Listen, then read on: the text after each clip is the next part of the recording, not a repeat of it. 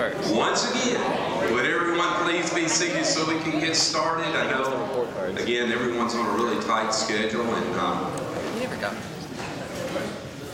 He was quoted. He wrote a whole article on it. I certainly want to welcome everyone here. Obviously, this is an event we do on an annual basis, get together with our delegation, and I want to again thank all of our members of the state delegation, and certainly I know Senator Watson, our Chair Pro Tem, was very helpful in coordinating and getting in touch with all of you to be here with us today. Thank you. We'll get started in just a minute, but at this time I would like to ask Commissioner McClure if he'd come up, bless the food, please. Commissioner McClure. If you will, bow your heads as we pray. Dear Lord, thank you. There's not enough ways that we can express to you our thanks for how that you've blessed us and blessed this county, this state. It is very, very clearly evident to us, and we thank you for that. We've come here together to reason together and to try to influence our delegation to help our county a little more. They've been good to help us and work with us, and we certainly want to influence them today. And we thank you for this food, and you have blessed us with that and help us do what we should do, the ethical things that we should do, and do the things that as elected leaders should do. And I pray for your help in Christ's name. Amen. Thank you, Commissioner McClure. Just want to point out, I want to preface this meeting by saying this, because I know Rick Smith needs to go first and he needs to be up at the courthouse. But to our delegation, I want to say a special thanks to the delegation. There's some things we're going to discuss in here today, and we are conscious of the fact that the state is like local government in the fact that it has to have a balanced budget, unlike our friends in the federal government. But I say that because there's some things in here that we're going to ask you for as we move along, understanding that there are some constraints that you're going to have on the state level, and we understand that. Primarily, I think the theme that's going to come away from here today from the county's level is to say, or is to request that you don't send us any unfunded mandates, regardless of where that may lie. With that, I do want to, I promised Superintendent Rick Smith he needs to get over to the courthouse where the Oak Ridge boys are, and one of his students groups that are there, and let him make his presentation. Superintendent Smith. Thank you, Mayor Coppinger. Actually, the reason I'm going to the courthouse is today is Education Day. This is Christmas at the Courthouse Week, and we'll have one of our elementary chorus programs, and then heard earlier today the Oak Ridge boys are going to be there today. A couple of things I guess I would mention. I'll be very brief. I do appreciate the fourth dot on the fourth bullet on the front page. As you know, our delegation has supported us with BEP, Hamilton County Schools being one of the largest school systems, counties in the state at this point in time. And I know it will become a revenue issue. We are not fully funded with regards to the BEP. Those dollars would certainly help our school system. I believe that at the last count, we're about $12 to $13 million off being fully funded. That would certainly help our school system. I'm not here to ask for money today from the local delegation, but I am asking for support. I've talked to many of you individually, and I know you've been invited to several meetings this week as you prepare to go back into session after the holiday. I would mention to the delegation that and you know this, there's much discussion hinging on controversy with regard to evaluation models in the state of Tennessee. Hamilton County, 2.5, 3 years ago, stepped up, developed its own model. You've heard the acronym for that. It's called Project Coach. We feel like Project Coach in Hamilton County schools is going very well, although in other places in the state of Tennessee, as you know, things are not going as well. And I would be hopeful that you would support not only the program that we're doing here in Hamilton County, but also in some of the buzz going around the state is maybe not counting this year, which I think would be a mistake. But I think that that'll be something that you as legislators are going to have to deal with this year. In fact, and some of you will be attending a meeting with me on Friday at Bradley County, where they're hosting Southeast Tennessee in terms of superintendents and their staffs and legislative bodies. And I think if you are able to attend that meeting, you're going to hear some of the smaller school systems concerned about the state model. Just a word more about that, we did have a visit from the Commissioner of Education, Commissioner Huffman, about 2 weeks ago, and Bo was able to attend that meeting, which I appreciate him being able to attend, and heard from our teachers and principals. I think we had 8 principals and 8 teachers in that round table talking about the successes of our model, and hopefully in some further conversation I had with the Commissioner after that meeting, found that he found a lot of value in that. And there may be some movement across the state to maybe adopting some of Hamilton County's practices. So we'll see. One other thing I would mention that was quite a bit controversial this August, I know that legislators will look at this as well, is the whole virtual school issue. As you know, legislation was passed, state law changed last May, and Union County really became the buzz, if you will, across the state with regard to how that was handled. Now, we're looking as well in Hamilton County to quite possibly have a virtual school number. As you know, Hamilton County hosted the statewide virtual program for the better part of 6 or 7 years. That no longer, even Tennessee no longer exists. But there are systems now looking at having virtual school programs. Hamilton County is interested in that. It is something, as we move forward with technology in this country, and that will filter down to public education rather quickly if you're keeping up with what's going on right now across this country. And we're very fortunate in Hamilton County with what we have going on, looking at STEM and the opportunities that we have with broadband here in this region. There are some really exciting things that can happen very rapidly with regard to not only what happens with people in their homes, but also what happens with kids and teachers in classrooms. And so we're excited about that as well. But we'd ask you to take a look at that virtual school situation. The concern I had as superintendent at that particular time, and you may recall that the law allowed systems to actually create their own virtual school, but most of the dollars were leaving the state of Tennessee. And we need to make sure that that doesn't continue to happen. We would like to have virtual school programs. Certainly, they're very, very much of value to our kids, but we need those dollars to stay in Tennessee and not leave other states. And with that, Mr. Mayor, I'll excuse myself and I'll try to come back.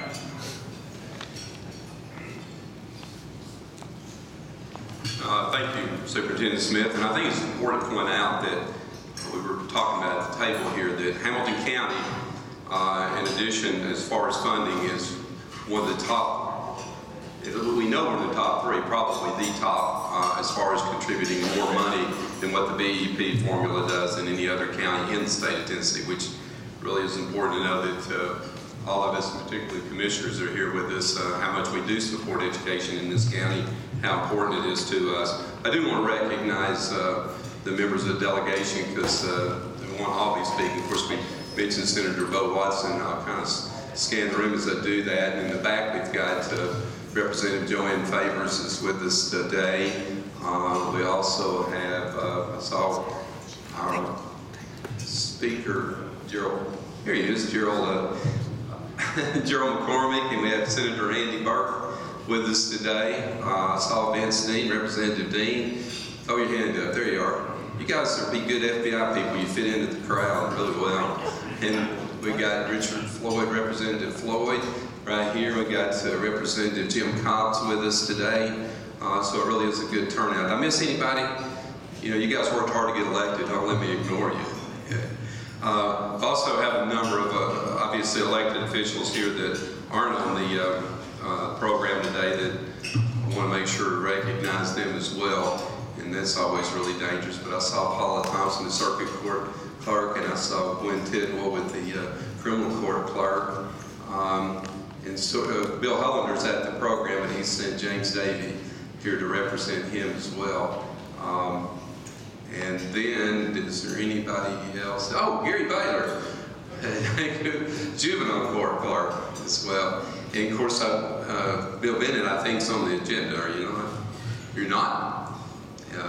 General Cox is on the agenda, and Bill knows it's going to be on the agenda. So, great turnout. Appreciate everyone being here. Sheriff's on the agenda as well. And of course, we have staff here, and we do have several commissioners. I want to recognize we got Commissioner Tim Boyd's with us. We got Commissioner Fred Skillner. We got the Chair Larry Henry from the Commission, Commissioner Mitch McClure, Commissioner Joe Graham, Commissioner Jim Fields, and I never want to leave out, Chester Banks is in the back of the room. It's really dangerous as a county mayor to ever leave out a commissioner. Can't get anything done without them. But thank you to all of you for participating today. It's obviously extremely important to our county that to have this opportunity to meet with our delegation. And Dr. Tommy Brown just joined us as she came in. But it is extremely important to be able to express to you what some of our issues are. Many of us are in touch with you on a regular basis and see you at events and bend your ear from time to time. But wanted to specifically gather today to tell you some of our legislative points that are our priorities that are important to us as a county.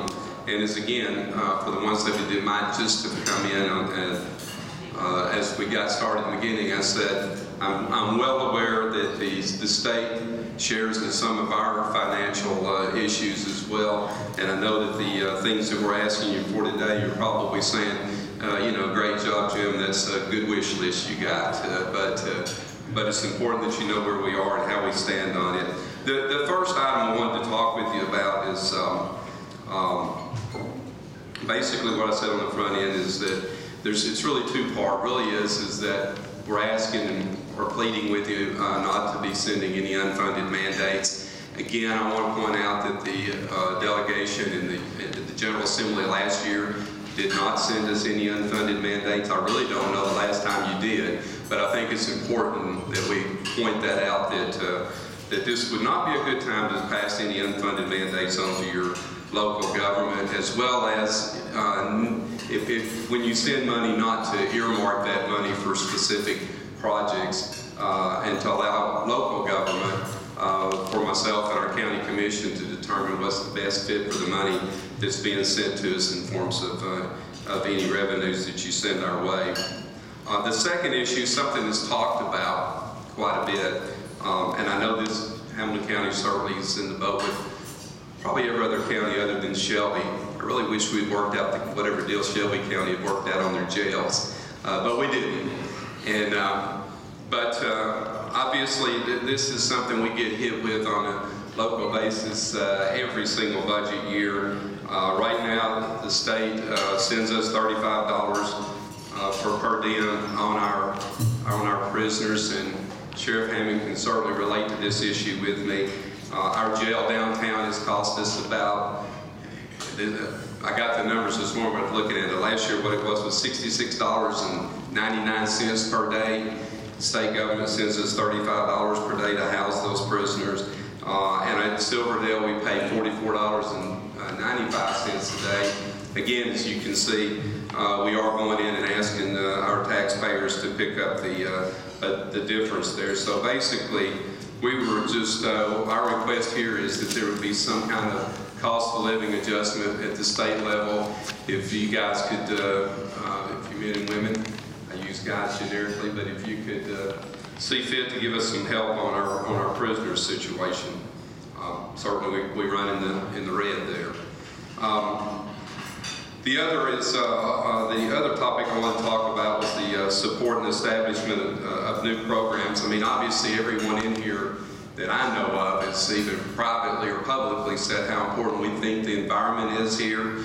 We certainly want to continue to be an environmentally friendly county, but at the same time we ask that you that you don't pass on any additional environmental changes to us that's not going to come with some funding to help us fund those changes. It's really, again, we wouldn't want to see an unfunded mandate handed down to us.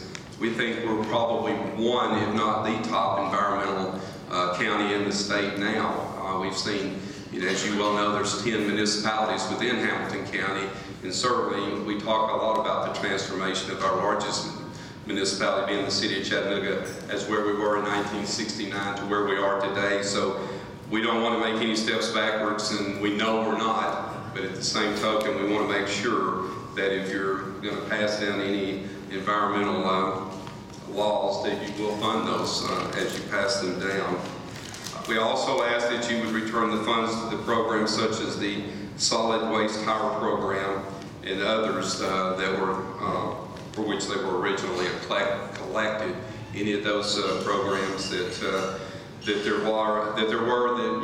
underwent some of the cuts. I know you guys had some really tough decisions to make at the state level, just as we did locally, and as a result, some of that was reduced or totally eliminated.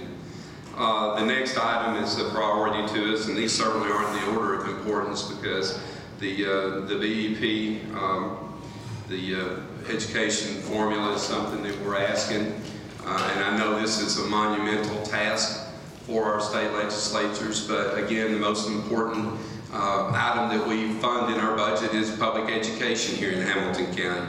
And as I said earlier before Superintendent Smith said, we're proud of the fact that we spend more money than any other county in the state of Tennessee in addition to what's given to them from the state level. But what we would ask that you consider and hopefully fully fund the BEP formula if at all possible. The next item on the list is that we are opposed to mandatory, and I emphasize mandatory collective bargaining between local governments and labor unions. Commissioner Mackey's not with us here today, but to my knowledge, and commissioners are here, he's the only commissioner that I know that has opposed this particular item. Again, this is the public sector, not the private sector. In the public sector, we're asking that you not mandate any collective bargaining between our local government and our labor unions. I guess it's noteworthy to say we have no unions in Hamilton County government that I'm aware of in general government. Sheriff, you might have some that are represented by as a constitutional office. He has some. Again, we would like to ask, and this is something we've asked for in the past, is for you to support any long-term solutions. And I know you'd like to do it on the state level too, but for any local road maintenance or construction.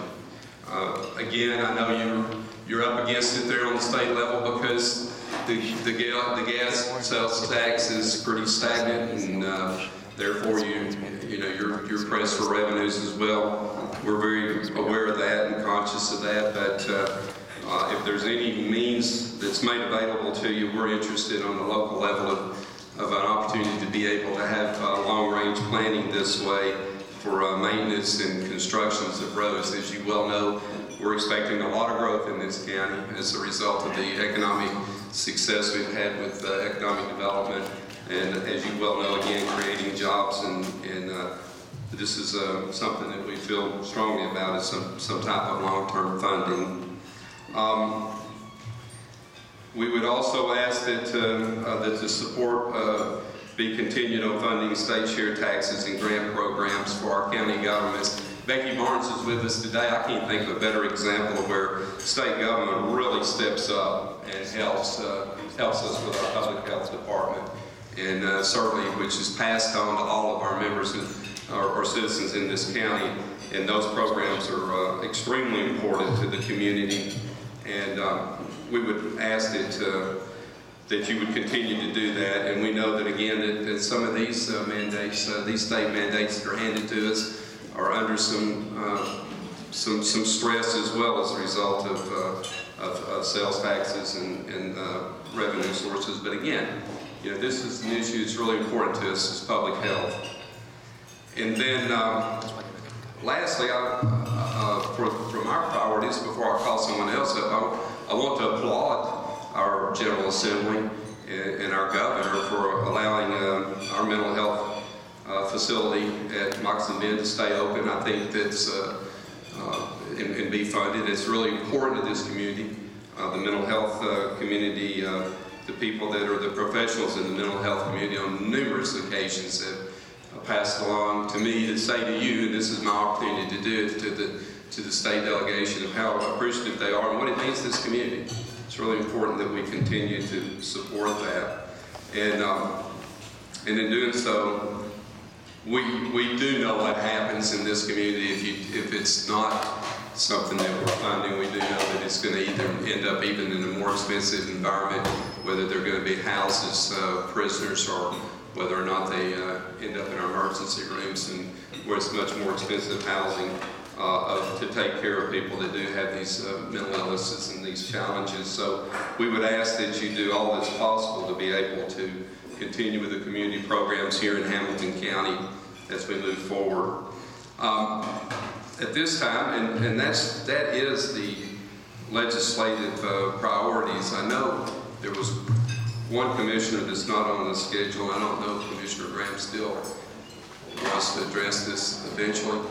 Or towards the end, you had one issue you wanted to bring forward. Okay. Well, we'll stick to, for now, we'll stick to the program.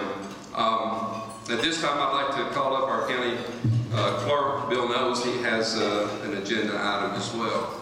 Mr. Knowles?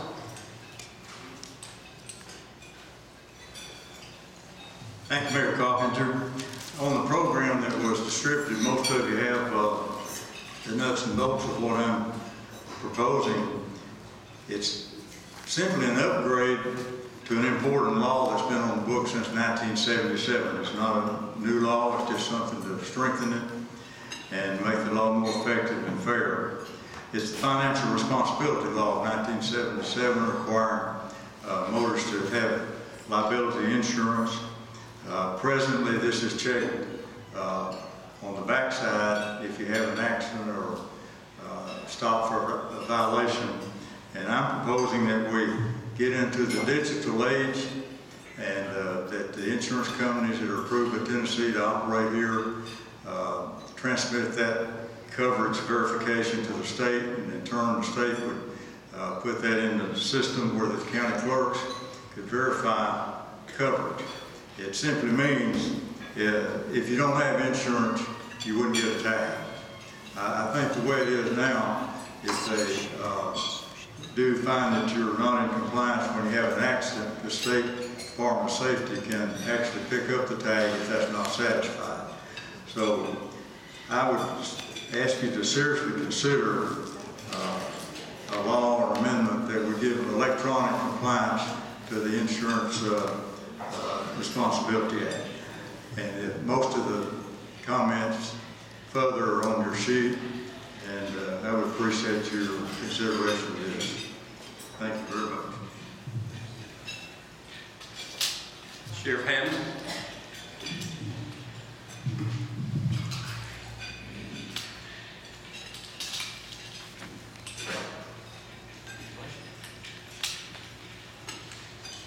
Earlier this year, the district attorney and I met to talk about some of the legislative issues that were important to us. And we talked about the cell phones and this telephone company data that storage. There's a number of course, vendors out there in the telephone business now. We're finding that rising to the top of some of the most useful tools we have in law enforcement today is being able to retrieve a significant amount of telephone data to be used in solving some crimes. We do not feel that the present vendors retain this information long enough. Some of them keep very little, if any. Some of them have different schedules on how long they will retain information, whether it's the text messaging or the ability to ping these calls off certain cells. And we realize this, of course, would require very strict legislative policy to be able to help this. The DA may want to expand on this a little bit. Bill, do you want to add to what we talked about here, any significant areas that are important to you if you'd like to come forward? Because it does, I think it will help law enforcement a great deal if we have a longer retention time for these companies on this information. Thank you, Sheriff. And General Cox.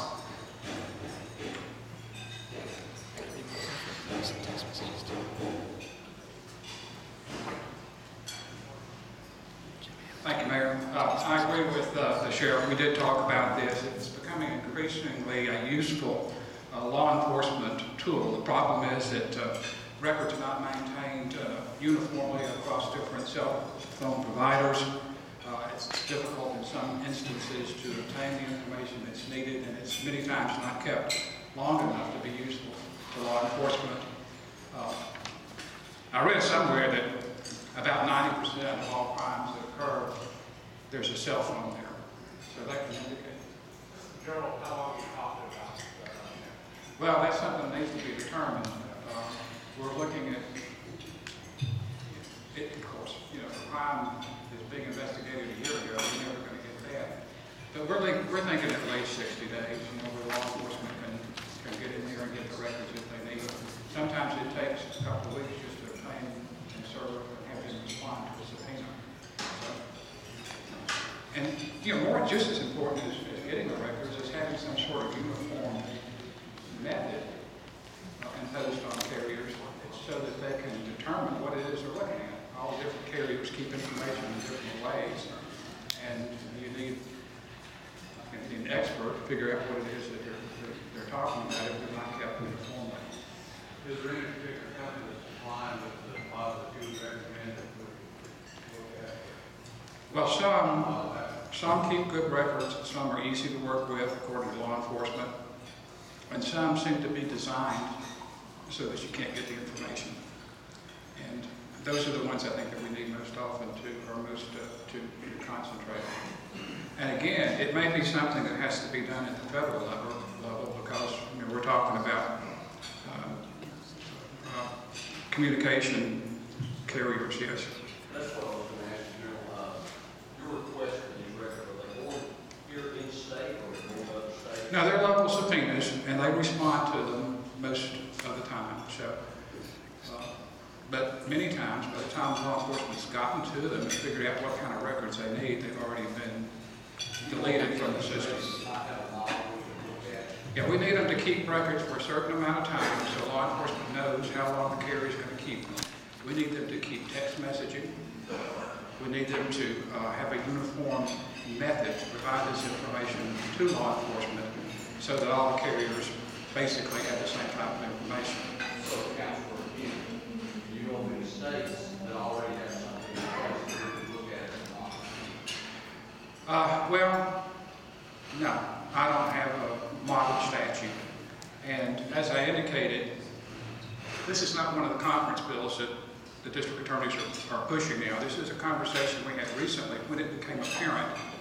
There may be a recent high-profile case that just concluded how important it is to be able to access those records, to get them quickly, and be able to present them in court in a way that can be understood by jurors.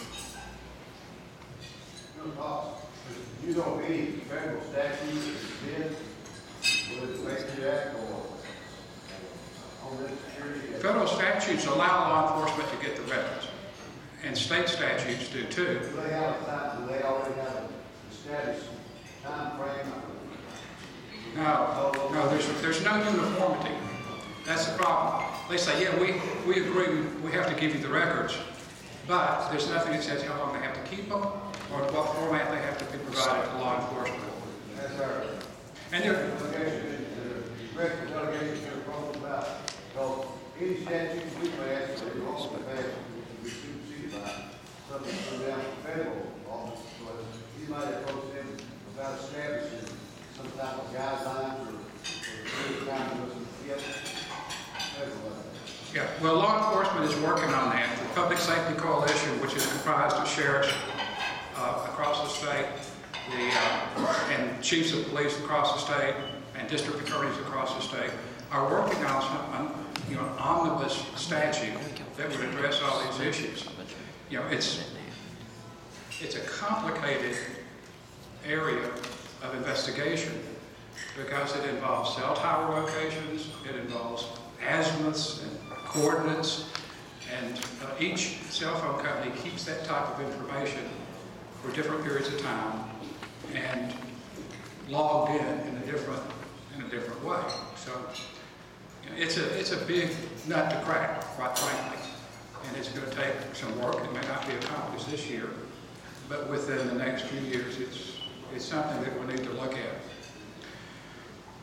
Now, I was going to start my presentation by thanking the Hamilton County Delegation for all the work they've done in the last few years. They've done a great deal of work in regard to providing for the public safety of the people of the state of Tennessee and Hamilton County. They've passed increased penalties for violent crimes.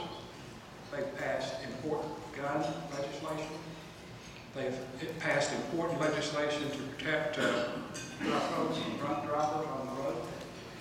And they've done a great deal of work in regard to meth prosecution. And so I thank you for that. You've done a great deal, a lot of good things for the people of the state of Tennessee. And I'd be remiss if I didn't thank you for that starting out. But I want to explain to you a little bit how we come about preparing our legislative agenda through the district attorneys. There are 31 district attorneys across the state. We meet in September for our legislative session, and we try to pick some of the most important areas of public safety that we can present to the legislature each year. We call those the conference bills, the ones that come out of the district attorney's conference. In addition, there will be, as everyone in this room knows, many criminal statutes that are proposed during the course of the year that are non-conference bills. What I would encourage the legislative delegation to do, if you're looking at a non-conference bill, use us as a resource. Contact my office or contact the Tennessee District Attorney General's Conference to try to determine what effect this particular criminal law might have on other criminal laws that we're trying to enforce or on the resources that we have available to make them work. You know, when you look at a criminal law in Nashville, as you know, they look at the fiscal note. And the fiscal note is basically how much it's going to cost to lock up some more people as a result of passing this particular law. What we don't look at, and what I would encourage you to consider, is the cost of resources necessary to enforce these new laws. In other words, prosecution. So, whenever we're discussing enhancing the safety of the people of Hamilton County and Tennessee, we have to consider putting in place the resources to make those prosecutions effective. So that's a lead-in, of course, to I always need more people. It's difficult to recruit and difficult to retain folks to be assistant district attorneys. They're always enticed away by the private sector or the U.S. Attorney's Office or different other areas where we bring them in, we train them, and our pay scale is such that sometimes we lose them. So I'd ask you to consider the resources that are necessary when we're talking about enforcement or talking about passing additional criminal laws. Now, just to say some of the things that we're thinking about this year and that we have on our agenda, number one, I guess, is what we call the group crime bill. That's a bill where if 3 or more people gather together and commit a violent offense, we raise that classification one level and keep them in prison that much longer. Based on the theory that we believe that when groups of people congregate together to commit a crime, they're more dangerous, and they're more emboldened, and they're gangs. So I know we have a gang statute, but the particular gang statute that we have is sometimes difficult to prove because gangs don't keep membership rolls and don't keep records. And this bill is simple enough that so if 3 people come together to commit a violent crime, penalty goes up. So I'd ask you to consider that. We've introduced this bill. We're reintroducing this bill, and it will have fiscal impact, I understand that, but we think it's an important piece of legislation to help protect us from group crime activity. We think there should be better access to, we thank you for the controlled substance database. We think, however, there should be better access to that database through law enforcement. This is a tool that can readily identify pill mills, it can readily identify doctor shopping, and it ought to be it ought to be easier for law enforcement to utilize this database for that purpose. And we're introducing specific legislation that will give law enforcement the ability to do that. Synthetic drugs. This is a new thing on the horizon. Bath salts, incense, all the herbal medications, all these things that are now being sold legally in most instances are causing a great deal of harm and death across communities, not just here in Hamilton County, but throughout the state. They're having a particular problem, I think, in Middle Tennessee. And what the legislature has done, they have responded to this problem by classifying these substances as being illegal based upon their chemical compound. The problem is the people that are producing these compounds have the ability to tweak the compound a little bit, change its chemical structure, have it have the same opiate or stimulant effect, and it falls outside the range of the statute that we just passed. So what we'll be proposing this year is an imitation drug sale, which says in order to prove this substance is being sold illegally, you look at how much people are paying for it. You look at the cost. In other words, if plant food costs more than human food, then there's something wrong there.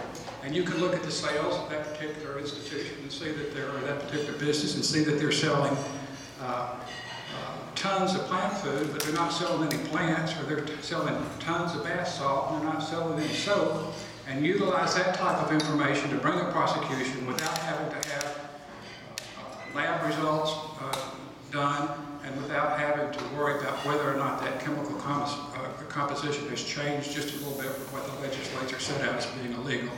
So that's becoming a bigger problem these days. And we've had, I don't know if you've seen 60 Minutes or Dateline talking about these synthetic drugs and kids dying from them, but that's becoming a bigger problem as time goes on. And I'm about through. We're going to make identity, we have a bill to make identity theft run consecutive to whatever crime it was that was committed, whatever theft occurred, to run consecutive to the theft, so that people who steal other people's identity will pay a bigger price. Smurfing, as you know, we've talked about prescription database. There's also a pseudo-federal database that is being utilized to identify smurfing. Folks, the legislature helped us out with that. We need to make sure that that stays in effect and continues to catch those that are involved in pseudo-federal smurfing. And those are some of the issues that are concerning district attorneys across the state. I hope that we have support for those. And again, if you have any, if the legislative delegation has any questions about any of the conference bills or any non-conference bills that come up, please utilize the district attorney's conference as a resource. Yes, sir. General Fox, like you mentioned before, there are fiscal notes of cash. We increase penalties of the fiscal review people at the state. So will they estimate someone across the state wants to go up to X amount of dollars because of the longer sentences? Are there any areas that the conference has identified where they feel like we should reduce penalties for certain crimes so that we can somehow make up the fiscal difference there? Well, we've done that. I mean, we did that last year in regard to, we traded some violent crimes for forgery and for theft. I'm not sure that's a great idea. I think personally everybody that commits any crime ought to be punished for it, but I understand the realities. And what I would not like to see is, of course, is decriminalization of these types of acts. But that's a trend that I hope would stop at for a particular time, and one that doesn't end up going too far, I guess is what I'm saying on that. Obviously, we don't want to do any trading on any violent crimes. Any other questions? All right. Thank you. Now we'll hear from James David, who represents Bill Hollander's office. He's the attorney there for Mr. Hollander.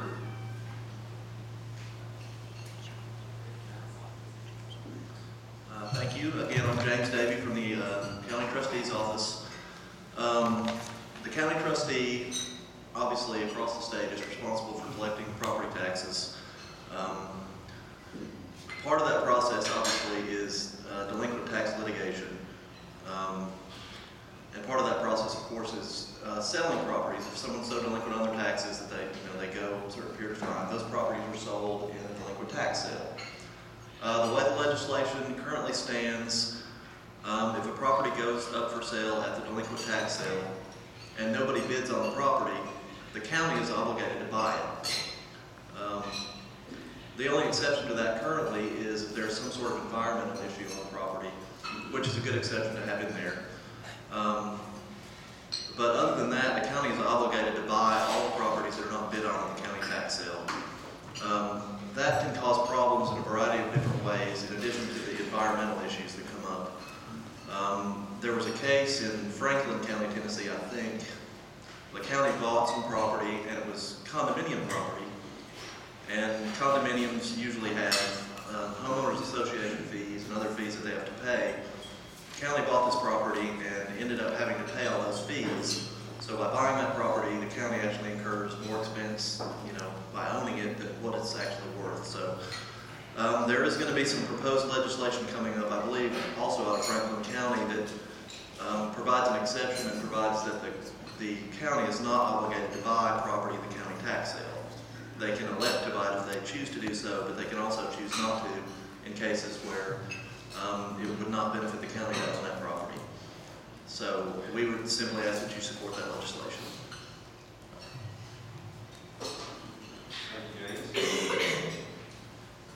Okay, we'll recognize Commissioner Graham.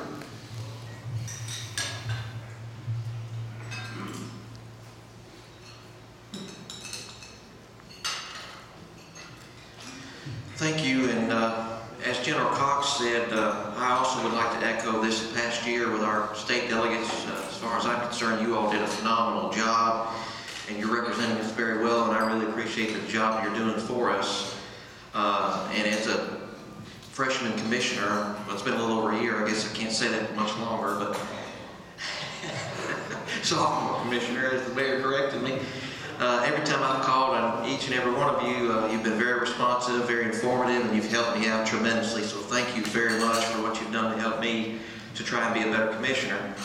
The two little issues that I wanted to bring up, and one of them I talked to you about last year, was on Cummins Highway, right across Lookout Creek, right there about the Nature Center. There was a small bridge, and this year the state of Tennessee came in there and built this big, beautiful 4-lane bridge. I want to thank you for that. It is gorgeous. It's a beautiful bridge. But at one end of Cummins Highway, up Broad Street, it narrows down to a 2-lane bridge, and it's low. And on the Cummins Highway side in Lookout Valley, which is what I also represent, it narrows down to a 2-lane road. And what happens when the freeway stops up, if there's an accident, the freeway will stop up all the way to I-59.